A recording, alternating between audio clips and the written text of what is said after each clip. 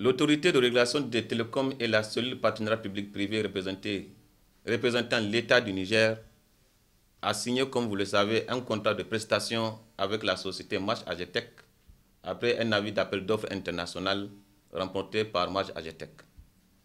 Cette société de droit nigérien a pour actionnaire Abdallah Tefrij, 40%, Daniel Maka Moukouri, 40%, en même temps directeur général de la société, et Salif Diallo, conseiller spécial du président Issoufou, 20%. Il est burkinabé, je vous rappelle.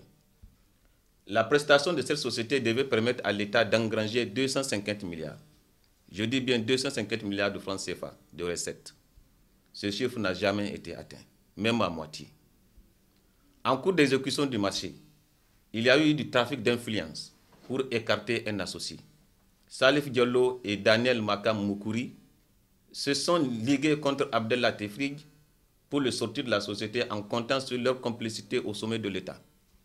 Ainsi, de manipulation en manipulation, et après un long retard, l'opération de contrôle a partiellement démarré. Aujourd'hui, les appareils de contrôle, c'est-à-dire des sondes, placés au niveau de la Sonitel, ne contrôlent qu'une partie du trafic entre opérateurs. Le reste, à savoir le trafic à l'intérieur du réseau des opérateurs. Par exemple, un appel de Zen vers Zen, Orange vers Orange, Sahelcom vers Sahelcom. Les SMS, Internet et l'international ne sont pas contrôlés.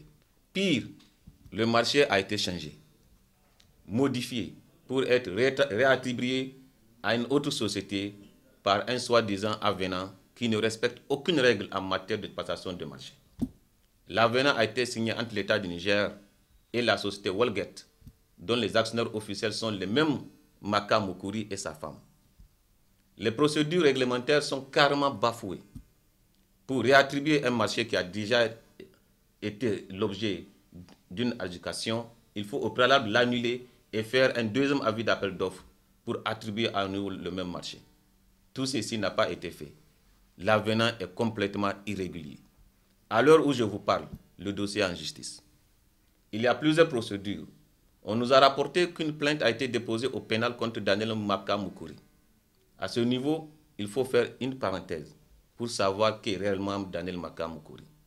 Le sieur Daniel Maka Moukouri est un escroc international, recherché par Interpol Belgique pour escroquerie sur un montant de plus de 600 000 euros, soit environ 400 millions de francs CFA, sur un projet d'énergie solaire concernant 20 familles belges qu'il a escroqué et ruiné, car il n'a jamais respecté ses engagements. Ce qui lui a valu d'être déchu de la nationalité belge qu'il a acquise. Daniel est un fausseur, un usurpateur, un escroc international, capable de fabriquer toutes sortes de faux papiers. C'est le protégé de Salif Diallo, le conseil spécial du président de la République, Mahamadou Issoufou. Dans la plainte, il est accusé de détournement de 197 millions appartenant à la société Match AGTEC, de tentative frauduleuse de dissolution de la même société, détournement de contrats, etc. Aux dernières nouvelles, le procureur a classé l'affaire sans suite, malgré tous les griefs et les faits graves avérés à l'encontre de Daniel Maka Moukouri.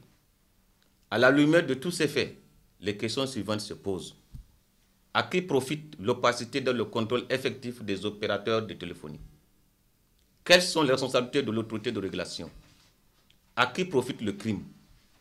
Y a-t-il eu entente sur le dos du Niger? Pourquoi le service des impôts n'a pas été associé pleinement dans le processus de facturation, de collecte et d'imposition? Qui protège Maka Moukouri? Pourquoi il bénéficie d'une impunité malgré la gravité des faits qui lui sont reprochés? Daniel Maka Moukouri est-il au-dessus de la loi? Pourquoi il n'a pas été mis à la disposition d'Interpol? Quelles sont les conséquences pour notre pays à vouloir collaborer, coûte que coûte, à protéger un escroc international recherché par Interpol, alors qu'il y a un précédent? Tous les Nigériens se souviennent de la remise du fils de Kadhafi aux autorités libyennes. Si on peut livrer le fils de son ami, pourquoi pas un escroc international? La question mérite d'être posée. Quelle est l'implication réelle du conseiller Salif Diallo et pour le compte de qui il agit?